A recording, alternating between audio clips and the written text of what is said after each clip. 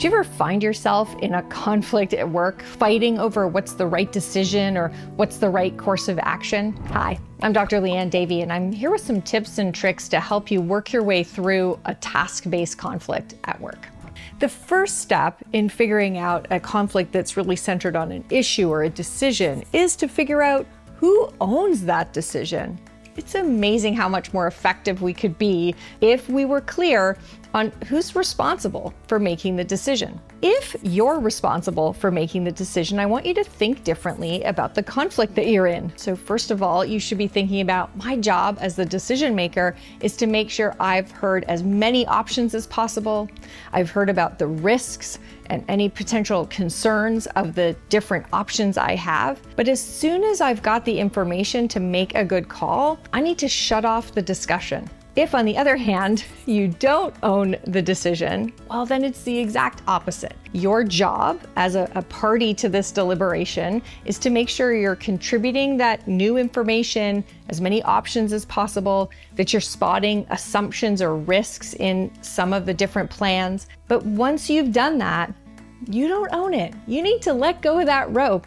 That's a situation where you want to leave it to the decision maker to make the call. Now, there's a third possible scenario, which is who knows who owns this decision? And in that case, I would really encourage you to stop the conflict, stop the deliberations, and actually go find out, escalate to find out who owns the decision.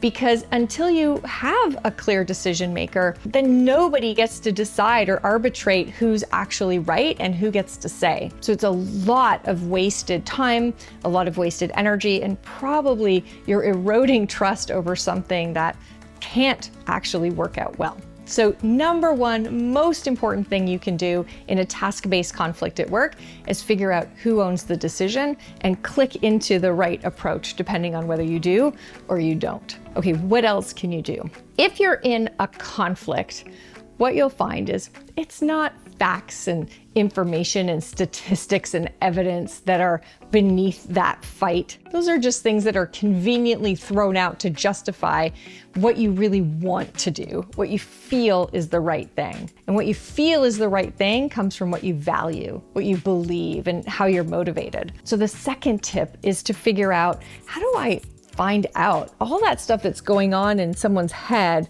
but it's not being said? A great way to do that is to ask the question, what would a good solution need to look like for you? Or what are the criteria on which you're evaluating these different options? Those sound like proper business kinds of questions, but really what they're gonna do is they're gonna help you see what someone's values are. Let's take a silly example. Say everybody's returning to the office and you've done a big poll, and what you've learned is that one of the offices really has very few people returning, and it's hard to justify keeping the office open for so few people working there full time. So maybe you're considering whether you close the office. So if you're using this technique, what you'd say is, okay, we have to make a call on whether to keep the office open or to close it. What is important to you in our criteria for making this decision? So what you might find is that someone will say, are you kidding me? Do you know how much the rent is every month? There is no affordability. To me, affordability, return on investment, just the sheer cost, that's the most important factor. Somebody else might say, you know what? It's such a small amount relative to how important having time together is to our culture. We can't replace that if we wreck it. I think we really need to be paying attention to keeping that collaborative spirit, that culture that's so magical in our company. Well, now you've learned a lot about the values of these two different people. You're gonna have more of a path to understanding what options might be attractive to both of them. A third strategy you can use is to ask about stakeholders that maybe you don't understand. In this office decision, one stakeholder that you might not have considered yet is the landlord. You may know nothing about your relationship with the landlord or your lease or anything like that. So you could say, hey Joe, you're the CFO, you own real estate. Do you have a sense of whether we have an option that's a lower cost option? Could we sublet some of the space and make it more affordable? So by calling out different stakeholders, different parties to the decision, like the landlord in this case, you're gonna open up the possibilities. You're also going to make that person, the CFO, feel like, oh, this person's actually interested in what I think. My opinion is valued. That's always a good thing to do in a conflict at work. The next thing that you can do is you can actually help expose how people have different perspectives by just naming them. You can start by naming your own perspective. The reason that I'm advocating for keeping the office open, at least in a limited sense, is because I lead this cross-functional team, and it's the only place that I know will have the kind of downtime and interaction to build trust among people who don't normally work together. Well, that's cool. You've actually said because you lead a cross-functional team, you have a slightly different perspective. Now, ask for perspectives of others. I can't really think like somebody who runs one of our P&Ls. So, hey, Frank, I'd love to hear, how does this look differently, thinking about it from your P&L perspective? It's another great way of bringing in the constructive, important, valuable, different perspectives on a problem and making it feel a lot less like a fight. Another key strategy here, sometimes when I listen in on fights going on in teams, I notice that there's a difference between the people who are fighting about what needs to be done and the people who are fighting about how it needs to be done. Ultimately, you want to put those what needs to be done decisions ahead of how it needs to be done. Sometimes if you can just say, okay, as I'm listening to you, I'm hearing a few things that are important about how we implement that.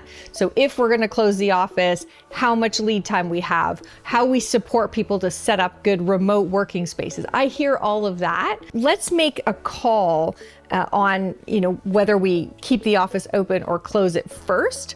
But let's take note. Let me just add in this parking lot some of the great points you've made about how we might implement that decision if we do. It's amazing how often, if you can make people feel heard and understood and valued in their concerns and risks about how a decision is implemented, how much more likely that they will be to be open to ultimately what's the right business decision.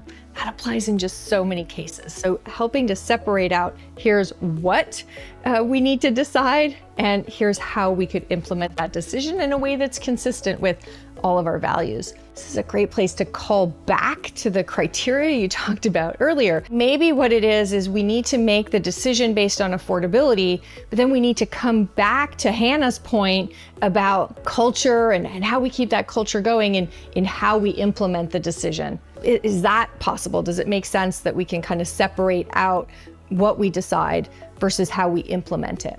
I find it's incredible how often, if you just make that clear that we need to make the decision about what we're going to do based on what's really best for the business, but there are so many options and ways that we could implement the decision that would help us cover off some of those other things that other people around the table really value. So those are 4 things that can be super useful. Number 1, know the decision maker and know your role relative to that. Either you own the decision and it's about making people feel heard and understood and then being decisive, or you don't own the decision, and then it's a case of contributing, making sure you share unique perspectives, spot any risks, but then zip it and throw your weight behind making the solution successful. So that decision making is the most important step 1. Step 2, get the values that are in the conflict instead of them being kind of under the table and things nobody's really talking about. Get them out by talking about what are the criteria, what does a good solution need to look like for you. Then step 3, you can bring in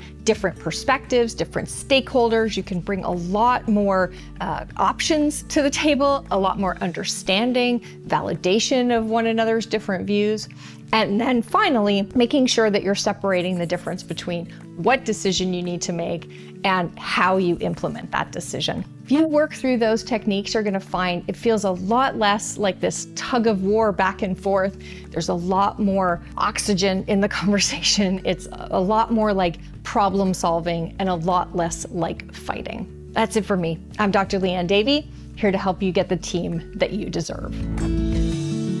Thanks so much for tuning in, and check out my other videos for how-tos on dealing with some of the situations that come up when we're trying to make teamwork work.